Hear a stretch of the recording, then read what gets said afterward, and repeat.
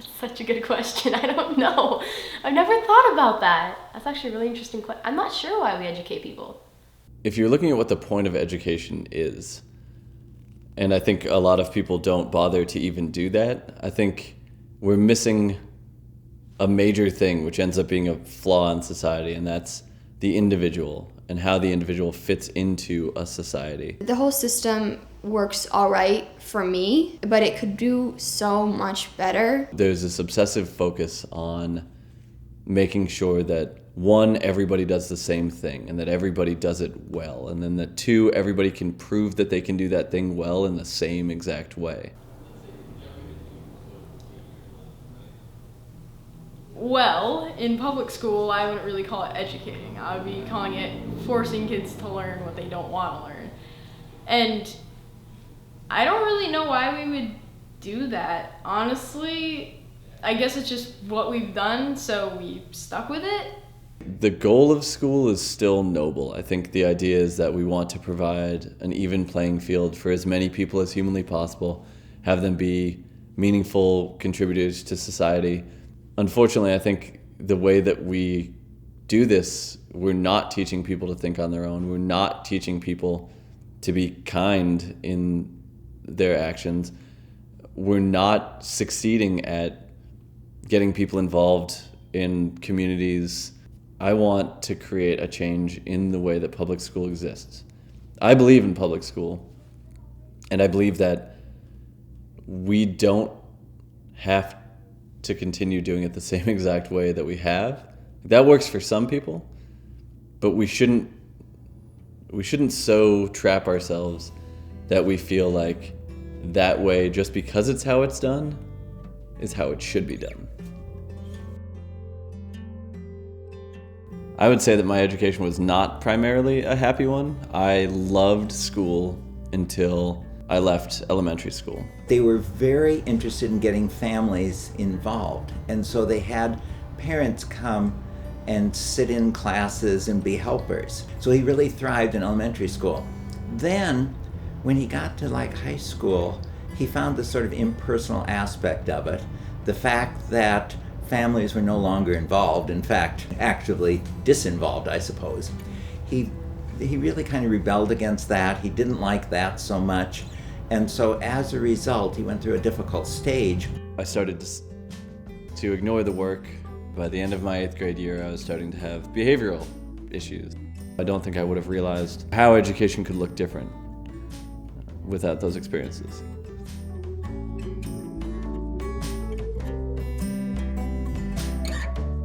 I don't like the person I become when I go to school. I feel like I'm putting on the mask and I'm being generic and I'm acting like everyone else and someone who I'm not. At school, there's so many kids in one classroom with one teacher that the teacher can't focus on all of them. And she's talking most of the time, so they're dozing off or talking with their friend, whispering or something. Because I do that sometimes. I'm one of those kids in the back that doesn't really like some classes.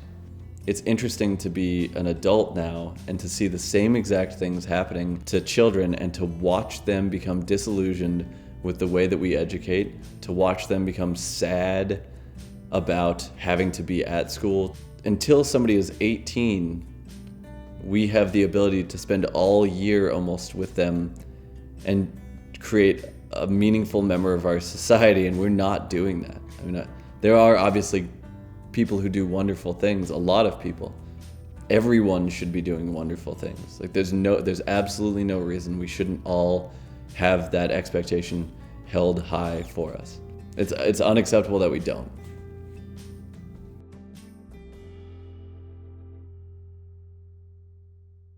The person who was supposed to be the 7th grade English teacher was out on maternity leave, and so he came in, and he was not like any other teacher. It was about the end of 7th grade that he started talking to a couple of us, telling us about this idea he had, and all through the summer he would meet with us and our parents and talk about his ideas for reforming education. I started to talk to other educators, and I was like, what would you change about school? And I started to talk to professors I had and friends and family and everybody who was willing to listen to me and try to get ideas for what this would look like. he gave me the brochure, and it was very big, and I had to read the whole thing, and I did, and the idea sounded great. The program is called the Penn, and so it's based off of a William Penn quote that I, during my first year of teaching, put up on the board the first day of school. I expect to pass through this life but once. If therefore there be any kindness I can show, or any good thing I can do for any fellow being, let me do it now, for I shall not pass this way again. And to me, that embodies everything that actually matters in education. If you create a society of people who genuinely care about each other, genuinely care, and want the best for each other, they will hold each other to higher standards. They will hold themselves to higher standards. Everyone will work harder. Everyone will support each other, and will create a world that I think everybody would be proud to live in. And after years of putting these ideas together from everyone I know and respect, I came up with a plan. Then what I decided to do was to try to create a program inside a school. And this has been difficult to make happen. So eventually I decided I would just start something on my own and prove that the ideas that I have make sense. There are so many people who want to do amazing things, but they just don't do them because they don't think they can. I never would have came up with this idea. I would have just stuck with public school, hoping that it would end soon. I don't know if it's going to catch on right away, but I think that this could be the beginning of a change.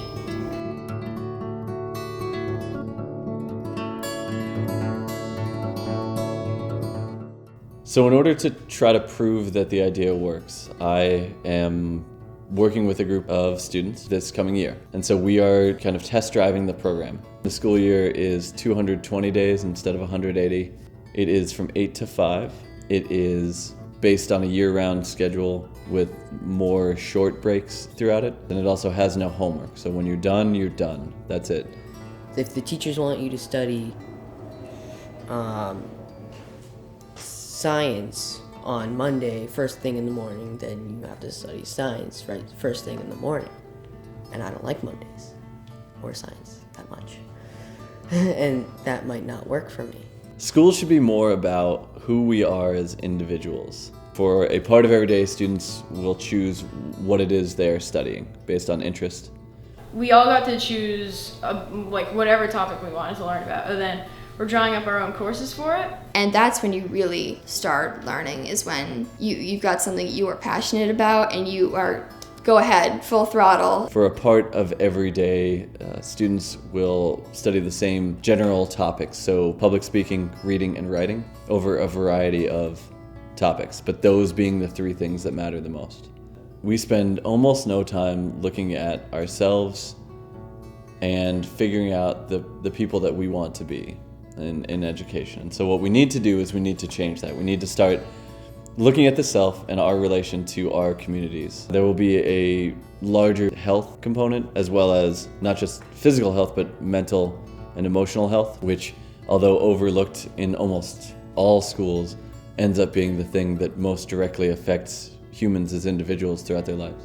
We start off every day with a yoga and meditation sequence, which is an hour long, and we usually do a longer yoga class than a meditation class, but it always just feels good afterwards.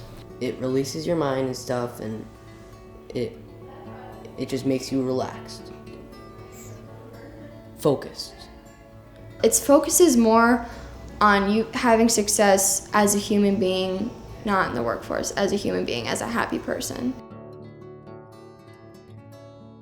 Students will spend a much larger amount of time understanding their role in the community through volunteerism on a regular and meaningful basis, through apprenticeships with local skilled people who are willing to share their knowledge with the students. One of the other things I really like about this program is how much time they do spend out in the community and out in the world, which I just think, gosh, I would have loved that in high school. People are just very excited to see them out and about, and they're very excited to be out and about, and I think that's also just a very invaluable experience. It's really awesome being around them.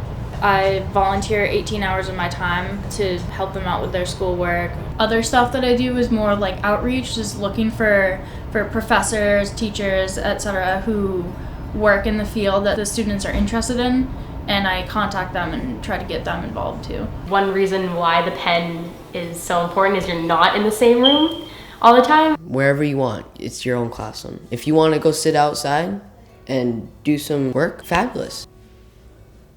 The world is your classroom. Other than that, we will have a experiential component. And so every year you would go on one longer experiential adventure and then several smaller ones. And so, for example, the first year is a hike of the Long Trail, which is a 24-day hike.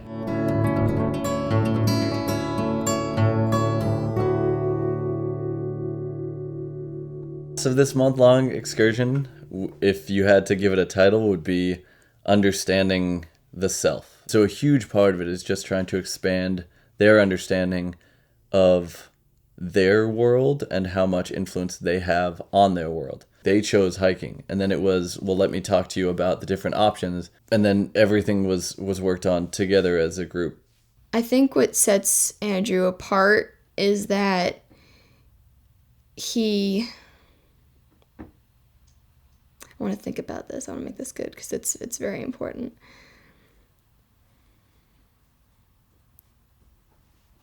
What sets him apart is that he sees us as individual people. There's no specific, he doesn't play us by this one system that he's figured out. The ability to work with the group to decide what you do and how you do it is invaluable. When it was necessary, I shared my opinion. When I didn't feel it was, I didn't. We decide when we're going to get up the night before. 5:30 was the earliest we ever got up, and that was not a repeat process because it was a disaster. I'm definitely not a morning person. Honestly, that's been my biggest challenge so far, besides getting lost. We pack up as quickly as we can. You have to eat breakfast, drink a liter of water, and purify a liter of water. And so it's kind of the process of how do I do all those three things at once? And we're usually out of camp after about 40 minutes. Yeah, and then we just hike wherever the map tells us to go. And we hike, depending on the day, 7 to 9 miles in the morning, because you get your best hiking done in the morning. When we hear, oh, we're going 13 miles, it's like, whatever. But at the beginning of this, it was like, oh, we're going 13 miles. It was like, no. We'll stop for lunch early, around like 10 or 11. And then we truck on for another 6 or 7 miles. Once we get over like 3,000 feet, the plants start to change. And I've never really realized how different they were until like I started looking around me and not just at the ground. You get into camp and everyone just kind of sits down for a sec, like, all right, we're done walking for the day. Awesome. We immediately get all of our stuff out and set up camp, and we write our reflections. Which is just an overview of the day, what we've seen, the conversations we had. And we each have a poetry book. And we read some poetry, and then we have time to, I guess, just mingle around. And then we eat dinner on the camp stove, when we usually have a lot of freeze-dried meals and mashed potatoes and stuff. I'm so sick of mashed potatoes. And then we eat dinner and go to bed. 6 hours of hiking, depending on the terrain, can be really exhausting. And that's just about it. That's our day.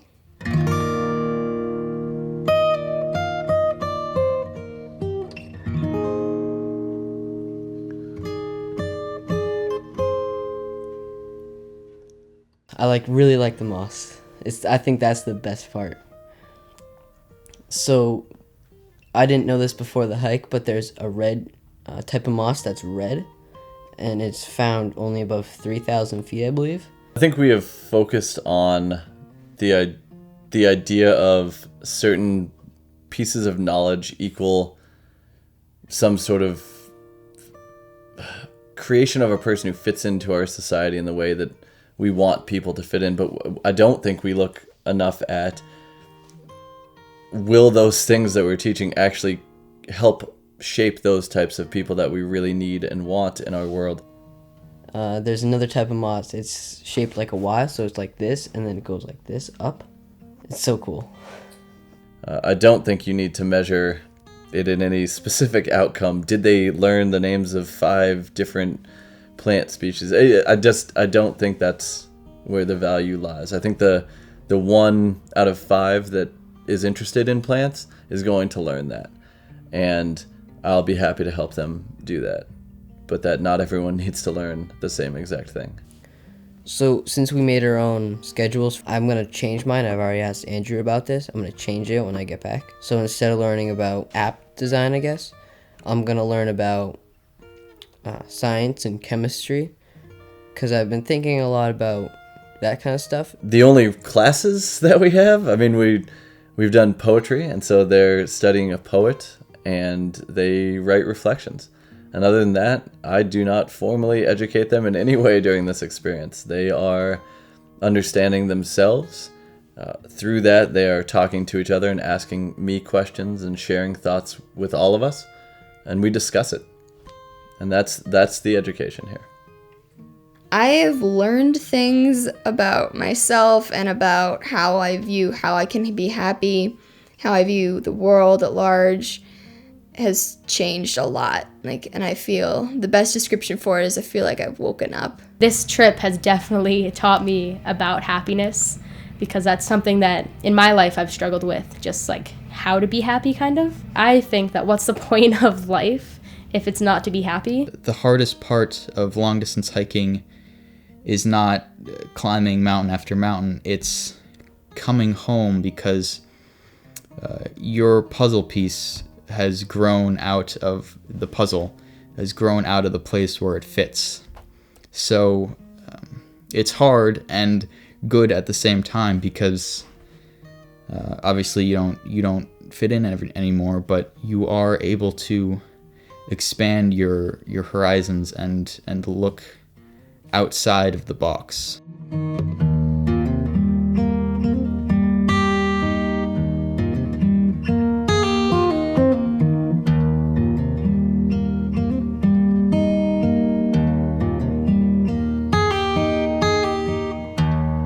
Yep. Today we finished the long trail. Whole thing. It's crazy. 273 miles. I can really tell if I was going to be happy or sad about finishing, because I liked being on the trail, but I think I'm more happy than sad, because I'm happy to go home. It feels nice. I think it's just such a big accomplishment. I feel like a small sense of joy and a lot of happiness and almost relief, because I kind of want to go home at this point. But yeah, happiness. I just finished 272-mile trail through Vermont. It's pretty awesome. I think this was 100% the right choice for how to start the school year. I could not be happier with the experience, how it went, how they responded to it, how they dealt with challenges that they were faced with, how they came together as a group. I mean, this was like the world's greatest team building activity, but it lasted a month, and that it's invaluable. Yeah, I guess showering's going to be the first thing. My mom's probably going to make me. I don't know about you. I'm going to be forced. Shower's probably going to be on when I get home.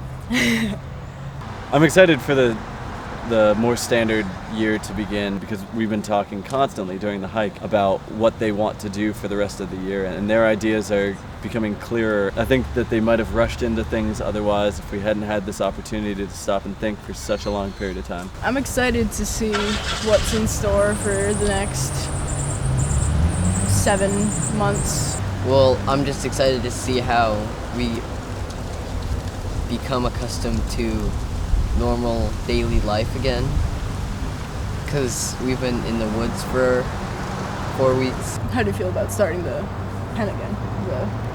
Pretty awesome. Daily program? Yeah, I kind of want to get back into that. It's gonna be, I'm excited to see how school's gonna turn out to be. It's not a normal school. It's a new school that I don't want to end, actually. I'm happy that the experience has already proven to be meaningful for them, but more than that, I'm just proud of how they used the opportunity. Like, they used it in every possible way and did as much as they could with it, and that's awesome.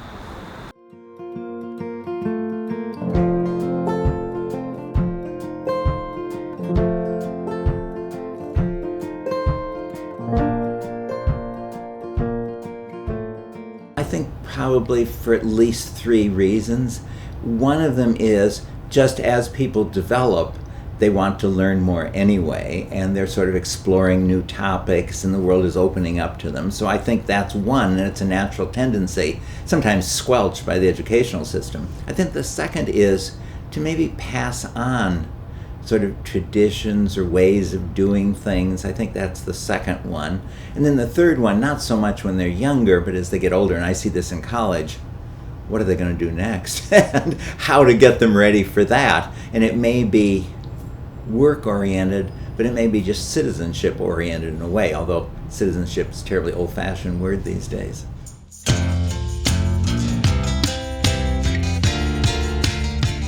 The whole first half of the day is Andrew's class. Next it'll be business. Right now we're finishing up the hike work. After that is siesta and lunch. Then I have a big block of math. I have that every day. And on Mondays, Tuesdays, Thursdays, and Fridays, I have creative writing and game design. And on Wednesdays, that whole block is strategy. And so I'm doing a lot of things at once right now, but I don't know, I kind of like that. That's my style of learning. I'm expecting them to do something they've never done before, which is to create their own class, to figure out what resources they need, to figure out how they're going to learn, and to tell me what they're going to end up knowing at the end. It's a challenge, and they're not always the first time coming up with a logical answer for things or a logical order of, a sequence of events of what they do. I've been very impressed, though, with their willingness to just jump into the things that they're doing and their just desire to work on it. The Penn kind of thrives off of individuality and independence, while public school thrives off of dependence. Now I'm assigning myself stuff, which you'd think would be, it is awesome, but you'd think would be the easiest thing in the world. And it's really not, because I have to tell myself to focus instead of having someone else do it. And then I'm like, okay, what do I need to get done? What do I need to do? Instead of having a teacher give me a paper and say, this is what you need to do. Last year, my average class size was 18. I worked with a class a couple of years ago that was 14, so they have not always been particularly large. When I worked in Colorado, I had over 30 was pretty standard for a class size. People will be talking and whispering and all that stuff, and I would join them, and it would distract me from schoolwork. But here, everyone's so focused on their work, you can really work well in that environment. Even with such a small number, 14, 16, 18, 45 minutes is such a small amount of time to actually get to know them, which I think is part of what is really lacking, is the idea of an actual connection between teacher and student. But it's just not designed for that. It's designed to be delivery of information, not even necessarily retention of information, just delivery of information, and then that's all your relationship is. It's been a wonderful format because getting to sort of start with them where they're researching and then asking questions and getting to work with them one-on-one, and the combination of me knowing how to find information that I don't know and giving it back to them. I've learned a ton about teaching and about each of the topics they're working on. I think the learning really goes both ways. It's been great for me to work with them and just remember that, oh yeah, this is a whole different stage of life that I don't interact with, and it's so important to see how they think about the world and how that's changing. I think he's trying to achieve that personal relationship, and also I think he's trying to restore the idea of families being involved with the students, even as the students get older.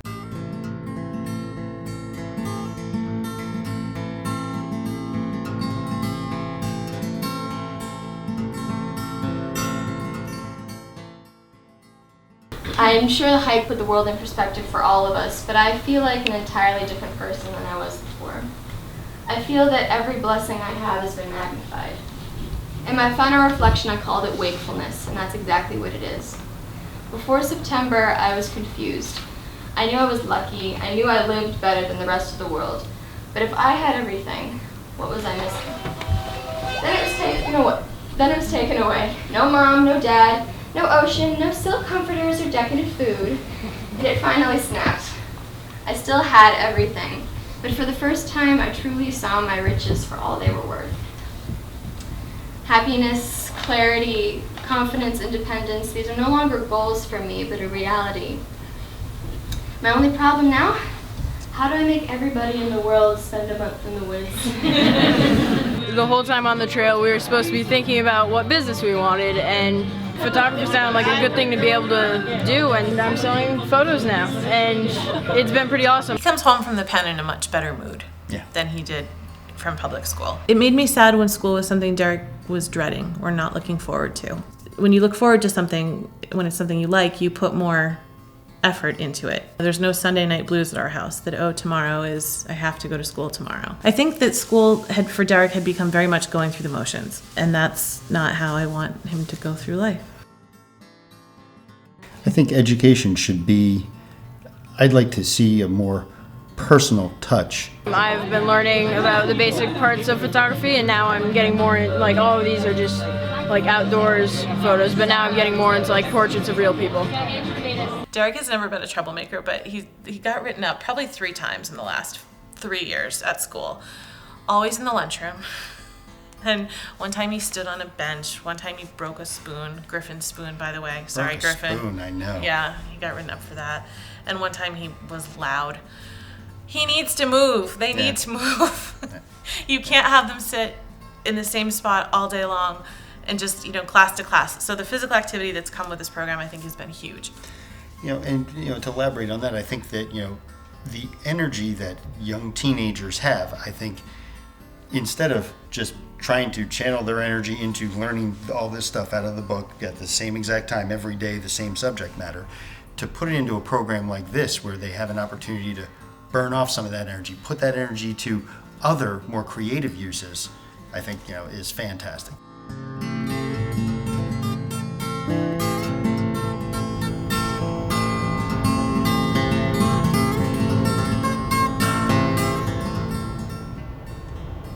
I think often the definition of success in our culture is different than I think it should be. I think often it's very focused on monetary success, but I think what would be better is equipping people to be good citizens in the sense that they have the knowledge and the tools and the resources to both identify and then address problems they see in societies, whether that's social justice or environmental or religious conflict or poverty or whatever it may be. I don't think we do necessarily a good enough job of giving people the skills and the confidence to go out in the world and really solve problems. I don't think that's often the focus. And that to me is what education should be about, is teaching people how to be active citizens, making the world a better place.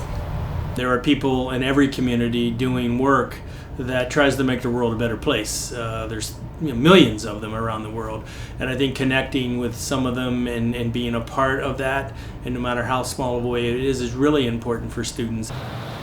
Either Stamp Stampede, whatever that would look like, or a lecture. Is one better than... Yeah, whichever one matters more. It's not fair. I think it's important to know that there's a world beyond your high school or your community that will impact you, even though you may not have the right to vote at a particular moment. I think it's really important that we not try to make young people just think like we do, because the world they will encounter will be different than the one that I am encountering. But it's good to have them exposed to the kinds of broad thinkings that are out there, and for people who are willing to sometimes put their lives on the line for things they believe in. Even when some of those things may be things that we don't agree with, that the exposure to that, I think, is very, very important. I want to do the stamp stampede. Okay, why do you switch? Because I like the idea of not. Well, what would we actually do for the stamp stampede? I don't know. What? Listen, I'm not creating the project for you. You need to contact David. Letterman? Yes, David Letterman. David. I wanted to stamp stampede. So what do you do? I don't know. The New Hampshire Rebellion is all about getting big money out of politics. The main campaign of the New Hampshire Rebellion are these wonderful walks. And we did our January 2015 walk, and the Penn took part in that. They walked 4 days, I think 47 miles. I led that walk from Portsmouth to Concord. So that's how I got to know them. There's a lot in that academic culture, the culture of academia, that is actually really destructive. This idea that it's kind of unspoken, but that your value is based on your performance. What that does, that culture, is it kind of discourages both people who are academics and people who are not. If you don't come out of the gate performing, then you kind of get the message that, what's the point? I'm not special. I can't really do anything. And if you do, God forbid something comes along in your life at some point that you don't perform, then you're like, oh, I thought I was great, but now I'm not. Would it be helpful to have another person? And sometimes in life you just gotta make a choice. Because keep in mind, if you want to do something It would be out there, good you for have the ideas. rest of It your would life. be good for backup, verbal backup. Okay, election. Election. Stamp stampede. Stamp stampede. Stamp stampede. Okay, convenient. Stamp. So, election-wise, your goal today, you have to do two things. Listen closely. The thing that Andrew does and that the Penn does is really, it kind of separates that you're worth something because of your performance. It allows them the space to just be who they are. And the wonderful thing about that is once you have the freedom to just be who you are, learning is no longer a thing that you do at school and then kind of forget about and be done with. It's a part of life. It's a way of life, and it's really inextricable from being a human being, right? So I think, and I see this at the Penn every day that I'm here, that these kids are living a life of learning. It's part of every aspect of their life, and they love it, and it's going to continue for the rest of their lives. Really, the students that I've met in the program are remarkable and exceptional and very bright, very mature, very poised. They're teenagers that are seeing the world and being encouraged to see it through a lens that many teenagers may not get exposed to at all, but certainly may not exposed to until they're in college. They're a really caring group of kids. And I see the program bring this out in them as well. Everything from, manners to just being more conscientious and opening their minds to just to be more open. I think in Derek's situation, it's shown him how his actions impact others around him. We've been doing a lot of cultural events down in Boston. We've been doing a ton of political events, a lot of stuff with the media and bias and just a lot of real world stuff, and I really liked that. They were not invested in the idea of local politics or the idea of helping your community in a way that reflects your values. And I understand that, because when would that have come up in their life necessarily? However, it has proven to be incredibly meaningful to all of them. The belief that you could work towards something and actually change it has modified the way that they think about the world in a way that I wouldn't have been able to teach just by saying it. You have to do it. Saying, a good example is climate change. Oh, this exists. Some scientists will figure it out. That's what I've learned a lot, is that if I pass on those opportunities, it's maybe no one will figure it out. Maybe it's me that could figure it out. We've done a get to know your government project in which we get involved with the political movement and we learn about the government and then write a summary of it. That was really one of the best projects for me, because in the end the whole group was working on it, and it was a very collaborative effort, and I ended up learning a lot from that. This is our final week for the Penn for the first year. Tonight we're doing some sort of end of the year celebration. I don't know exactly what's gonna happen. I know all the families are meeting up. It might just be hey, this year was cool. I'm not sure, but yeah, tomorrow's the last day, and it's been a good year.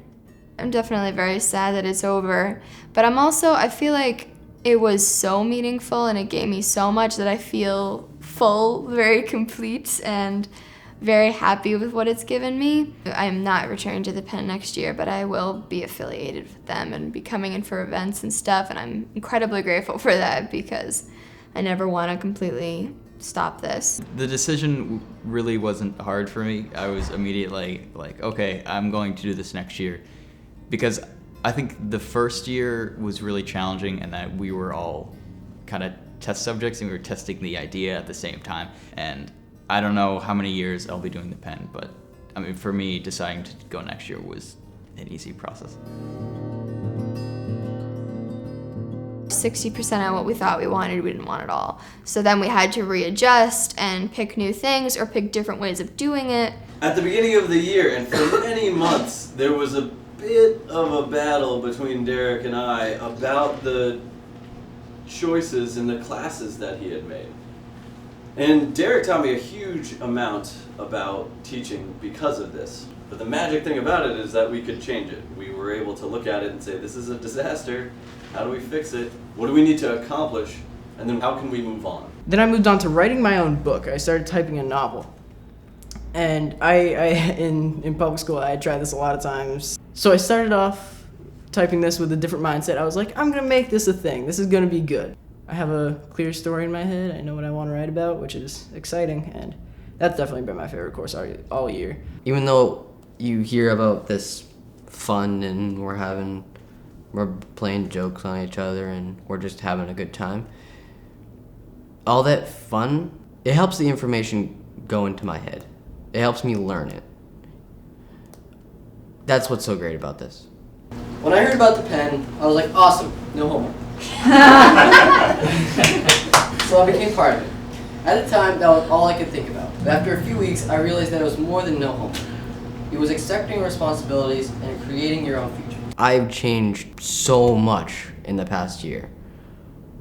When you guys first did the interview, I was stuttering like crazy. I could not talk. I remember that. I was thinking about it when I was waiting out there. Like, it was ridiculous. I didn't have much confidence in talking to strangers before the Penn. I think most people here were here the presentations for the conservation ecology projects. Griffin's was pretty bad. And I love you, man. But it wasn't very good. And you knew it. Yeah, you knew it, and you weren't happy about it. I think a huge part of it was comfort level. So being comfortable enough with what you have to say and then being willing to share it in front of an audience.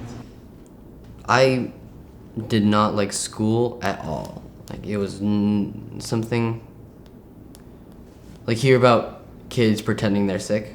I would have done that. I would have pretended I was sick and not go to school. It was that bad. But this is like making my parents believe I'm not sick to go to school. One of the things that this year has shown me is that there's always room for change.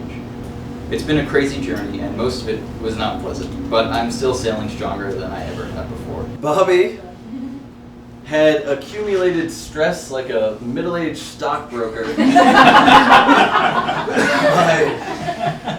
by December, and I was terrified because I was like, oh my God, I love working with you, but is this making things worse? Have I not only not helped, but actually made your life worse through this process? And I have been so impressed and incredibly proud of what you've done since then. And I think a lot of it was just your willingness to try something different, to be like, I'm going to break things down. I'm going to totally change my schedule. I'm going to give up the things that I love spending my time on. I'm going to give up, my computer at home. I'm going to do these things because I know that there's something more valuable. I believe the feeling is success. That's the best way I can put it. I developed positively a lot this year, and so to look back on it, even though during the year I didn't really feel any change at any particular moment, looking back on it, I can see that I crossed a lot of ground. So I feel victorious, almost like I've won something. When I think about what the point of education is, it's really simple to me. It's to create opportunities for people to find a way to live happily, in health, with people that they love, doing something that they love that does good for the world. I think it's important to emphasize that no, the Penn is not teaching what normal schools are teaching. So we're not learning math or science, in the sense that other schools are teaching it, but that's not the point. That's not the idea. The idea is that we are giving structure to kids that they would otherwise not have in such a way that it will allow them to develop into productive members of society. Thank you to everyone who made this school possible. Before this year, my biggest wish was that when I closed my eyes and thought about it, I would be happy with my life. Now I see that had I not spent so much time with my eyes closed searching, I would have seen the truth. The greatest life I could possibly be living right in front of me. We have to teach being a good person, being compassionate, or what we've done wrong in the past so we can make a better future. We have to learn so that we can live the best lives we can live.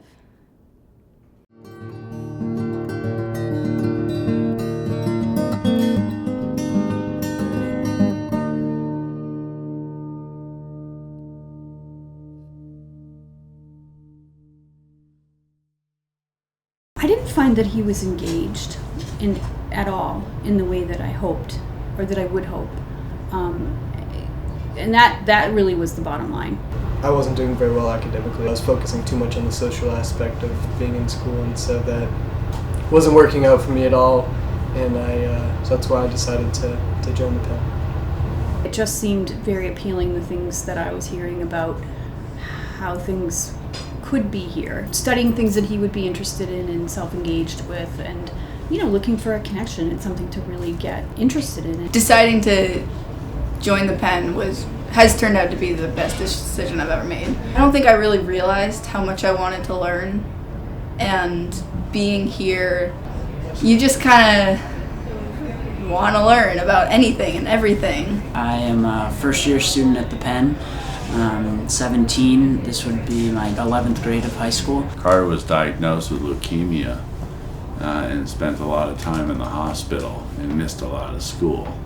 For this year, I decided that it would be much better for me to come to the Penn where there would be less students, so I could get more help one-on-one on projects. Carter has the freedom to pick his courses in the afternoon, and boy, he's got the statistics class at BU. He's taking a political class on the primary at UNH. He's taking the online geometry class. He's taking guitar lessons, and I mean, it's just wonderful that he can determine his curriculum, and it's completely well-rounded too. He thought the Penn looked like it would be a great opportunity for him, and so he did. He came over here, and he's never looked back. It's been a great experience for him. It's been wonderful. He comes home after a long day, 8 to 5. And he's excited, he has energy, he's talking about what he's doing, he's happy, and he feels energized from his day here at the Penn.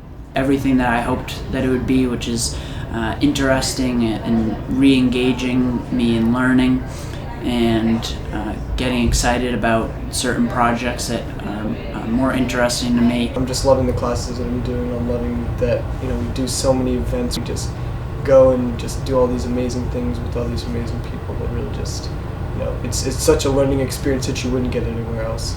I wouldn't ask somebody to do something that I wouldn't try myself or do myself.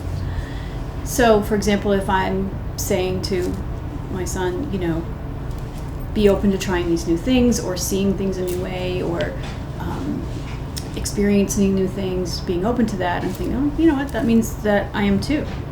And that's where I say, because it definitely touches on all of us, me and him and us together. I think it's really interesting how the field trips that they take, they often include the three of us. I think that's really awesome and fun. It makes us, you can get to know everybody better. These kids learn so much more when they're given the opportunity to, go into the field. Down to Boston they go, or just right here in Exeter. All those activities and cultural experiences just broaden the child so much more.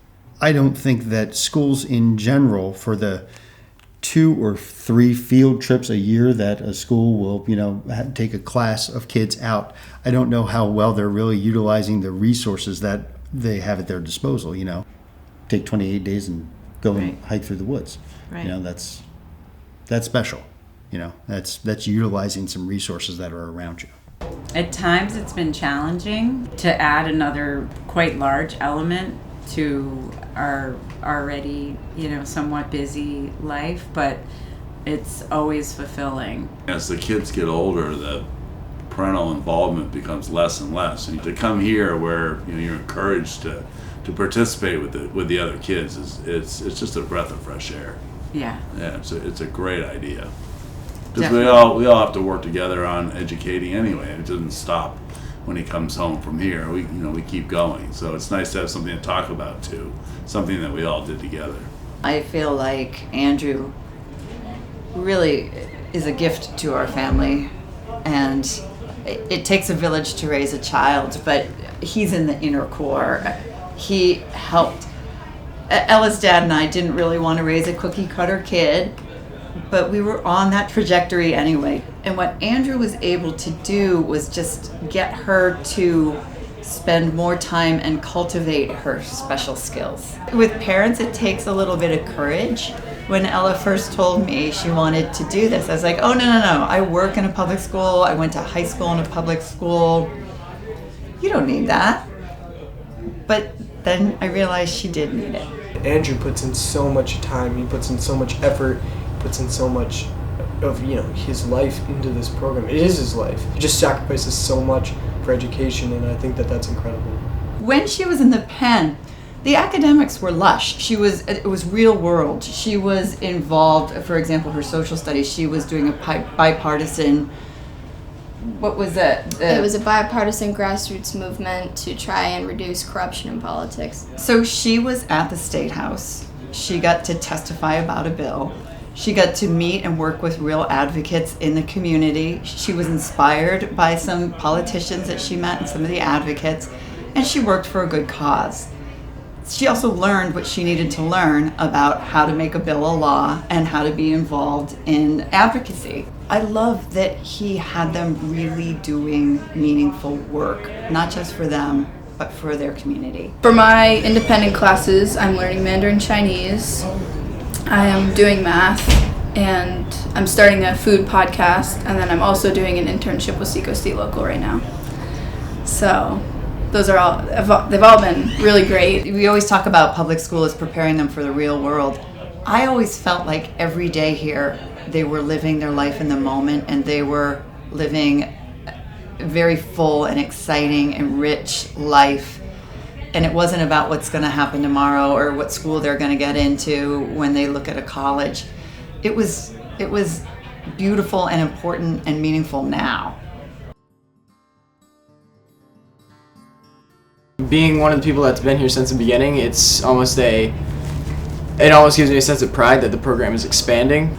I would really hope that that's sort of the idea, or even the concept of it, would be something that would catch on and not seem so, I don't know, maybe out of the ordinary to people.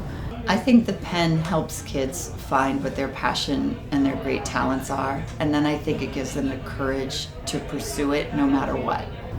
To be able to try things, to be able to try different things, to have different experiences, to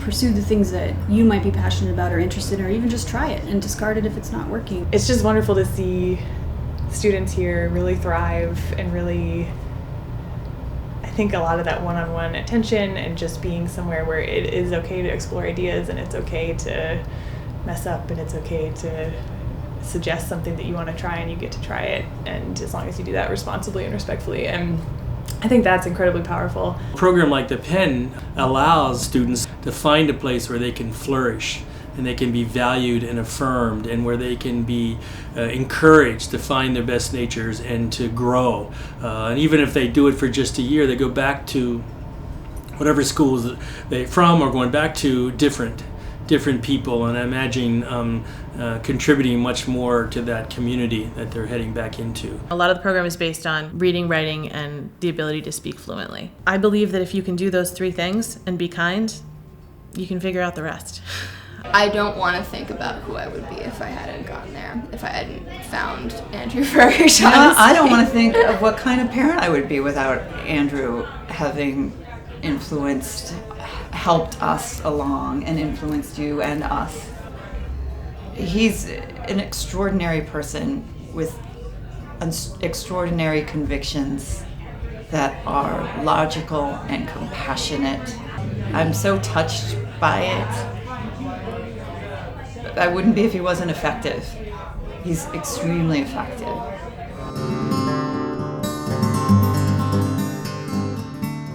He's really worked it out the first year, and now the question is, what can happen next, and can it be incorporated other places? There were times when I wanted to quit, and there were times when I didn't believe that it was the best way for the program to work. I think with anything that a person is setting up, there are moments of exhilaration and then moments of probably worry or concern or wondering. We get very entrenched in systems and in ways of doing things that often work very well, and that often, I mean, that's why we have a society and a culture that thrives often on tradition and repetition, but I think often also things stop working as well, and there is almost just an inability to see beyond things we're used to. If I was able to ask a superintendent to take a piece of the Penn and to incorporate it into a public school, I would encourage that superintendent to leverage the idealism, the passion, and the energy of students and give the kids real life experience. I'm hoping that there is a morphing and that some of Andrew's philosophies and the Penn's philosophies will be incorporated into the public school theology. I think that the students getting to see that it's possible to do it differently, and you just have to do it and try, and it's scary and you never know how it's going to work out, but just even seeing someone do that, I think it gives me courage and inspiration, and I'm sure it does the same thing for them. And so my hope is that, we did this 1 year, and so we're doing a second year. And my goal is to try to take those 2 years and convince the school to let us be a part of their school. I think that he created the Penn with a vision and strong convictions that are a solid educational model. But I don't think the system is ready to integrate that. I don't know if the state is willing to listen, even though we have these great stories of these kids who have done great things and grown quite a bit through the Penn. It's ironic that what I think is the best year of education my daughter ever had, the state doesn't even want to acknowledge. I still 100% wholeheartedly believe that public school should be the method for ensuring everyone has an opportunity for a quality education. This hasn't changed it at all. If anything, it's strengthened it. I think we're doing an injustice by not changing it, by not really taking a look at what we value and saying we need to do something better, we need to do this different. And I think it has to be done publicly.